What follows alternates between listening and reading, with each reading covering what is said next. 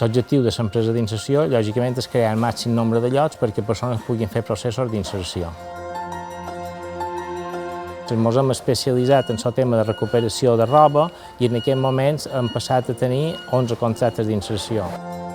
Nosaltres fem un pla de feina i aquest pla de feina és potenciar les seves habilitats i millorar-les per al final trobar una feina de fora de la nostra empresa d'inserció. Es que la persona está en el centro y yo me siento así, me siento muy bien acompañada en todo ese proceso y me siento mucho más segura salir al mercado laboral. Tenim molt de companyerisme, malgrat les diferències culturals que tenim i les problemàtiques sociofamiliars que hi ha darrere de cada persona.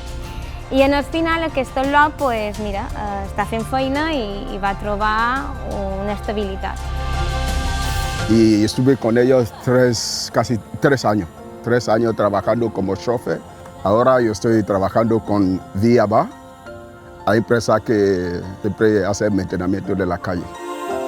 Jo crec que és una garantia contractar persones que provenen d'empreses d'inserció, ja que són persones que durant un temps s'han format fent feina, han après a fer feina fent feina, per la qual la seva incorporació al món laboral ordinari normalment és amb un èxit del 100%.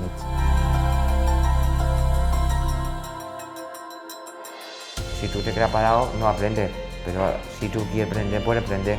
Ahora mismo también han aprendido a manejar la carretilla. Es un futuro.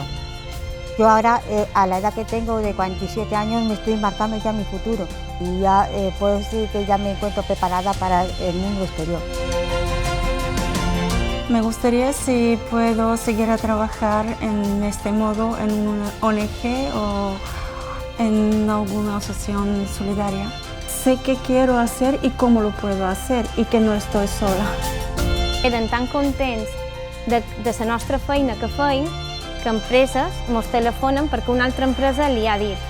Sobretot ara que se posarà en marxa la normativa europea de tema de residus, llavors nosaltres volem estar ben posicionats i ser un referent dins aquest camp.